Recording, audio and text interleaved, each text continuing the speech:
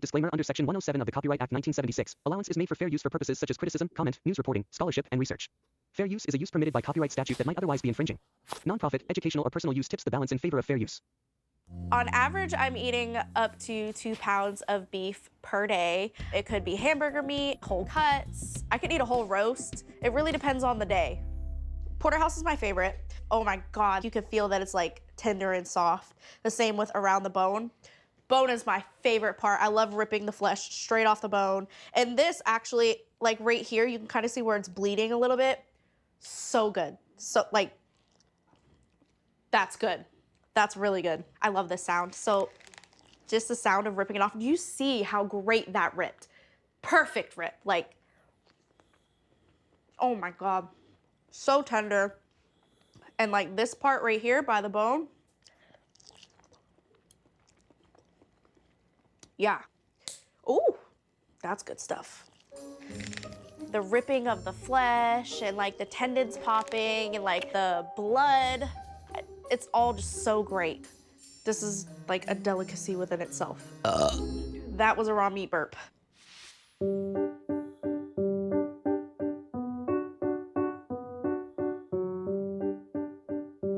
When I'm eating raw meat, it's like nothing matters at that point in time.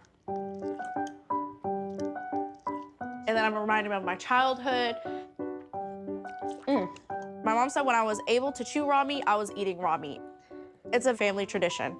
My Nana loved to eat raw meat. She's the glue to the family. And that was actually a way for me and her to bond. She'd come over, we'd talk about life and just eat the raw meat together.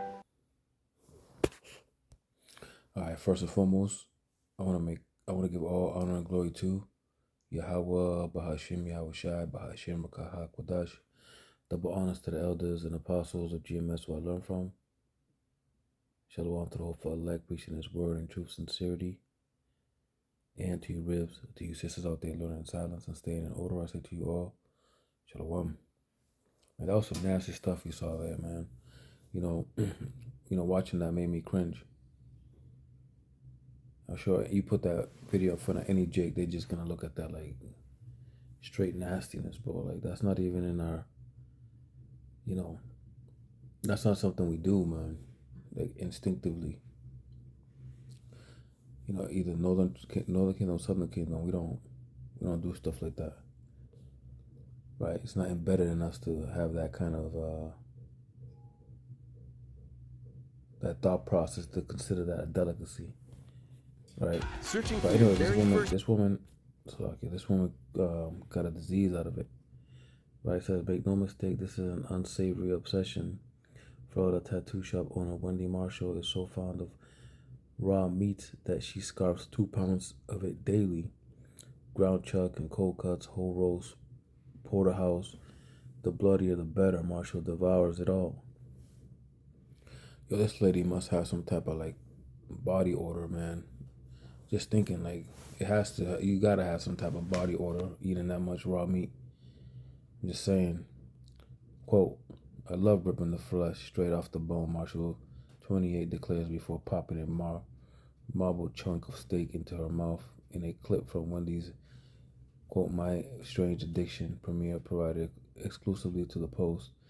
A loud raw meat burp quickly followed. Nasty, bro. That's her, man. This is Esau, man, being revealed in the later days, man. The Lord gives us examples. It says, eating raw meat isn't as rare as you might think. It's a time-honored tradition in Ethiopia and among Arctic indigenous populations. Even reality TV star Heidi Motag has been known to do it. That's pretty nasty, but it's not in our Hebrew custom to do these things. Still, Marshall's awful diet is extreme and potentially dangerous. Experts warn that raw meat can harbor harmful bacteria such as Salmonella, Listeria, Campylobacter, and E. coli, as well as parasites like Trichinella. And Marshall's carnivorous customs do not seem partially hygienic. Yeah, man, this bitch just, grabs the pack, rips it open, and eats it. Nasty, man. I could picture her killing a deer and just ripping the skin open and start eating like a vampire. This is Genesis chapter 9, verse 3. Every moving thing that liveth shall be meat for you, even as the green herb have I given you all things. Right? It's talking about the vegetations, the herbs, the fruits. Right? It says 4. But flesh with the life thereof, which is the blood thereof, shall ye not eat.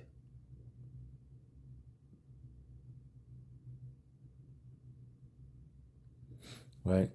You can't eat meat with the blood in it. That is the life. Right? Verse 5, surely your blood of your lives will I require. Right? This is a real dangerous thing, man. But Esau does not regard, right?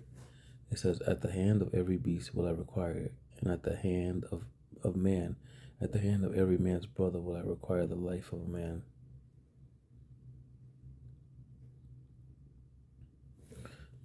Right, so just letting you know that the blood is the life therein, man. You're not supposed to do that, right? And this is the account of Jacob and Esau, right? Because these people came from Esau, right? The Idumeans, right?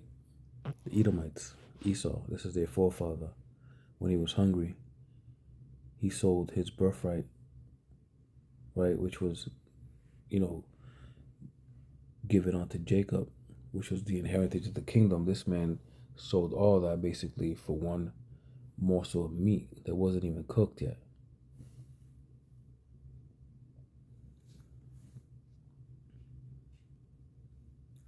This is Genesis 25:27. And the boys grew, and Esau was a cunning hunter, a man of the field, and Jacob was a plain man, dwelling in tents. Verse 28. And Isaac loved Esau, because he did eat of his venison. But Rebekah loved Jacob, and Jacob sought porridge, and Esau came from the field, and he was faint. And Esau said to Jacob, feed me, I pray thee, with that same bread porridge, for I am faint. Therefore was his name called Edom. And Jacob said, sell me this day thy birthright. And Esau said, behold, I am at this point to die, and what profit shall this birthright do to me? Right? This man thought about himself right then and there, instead of his nation and his children, his children's children. This is the type of person that Esau is, very selfish. Right? It says 34. Then Jacob gave Esau bread and porridge of lentils, and he did eat and drink, and rose up and went his way. Thus Esau despised his birthright. Right, what a disrespectful thing to do. But it was all of Yahweh Shem Yahushai, right, pertaining to Romans chapter 9 and 11, right, through 13. Right, this was meant to be. This was preordained, but still, this is the man, the Lord, the crooked man that the Lord made on the earth, the vile of the earth. Right, and this is Job chapter 30. Right, this is the one we go to establish that Esau Edom is a caveman and a base man. It says, verse 1, but now that they are younger than I, have me in derision, whose fathers would have disdained to have set with the dogs of my flock, whereto might the strength of my hands profit me, in whom old age was perished. For want and famine, they were solitary, fleeing into the wilderness in former time, desolate and waste. Right, they were lonely. They were a minority. Right, they were outcasted. Verse 4, who cut up mallows by the bushes and juniper roots for their meat. Right, they eat bushes, man, like Christmas bushes. Verse 5, they were driven forth from among men. They cried after them as a thief. Right, you saw one of them, you're like, get out of here, get out of here. Verse 6, to dwell in the clefts of the valleys, in the caves of the earth, and in the rocks. Right, this is why we call them cavemen, because that's where they hid. Verse 7, among the bushes they brayed, under the nettles they were gathered together. They were children of fools. Yeah, children of base men. They were viler than the earth.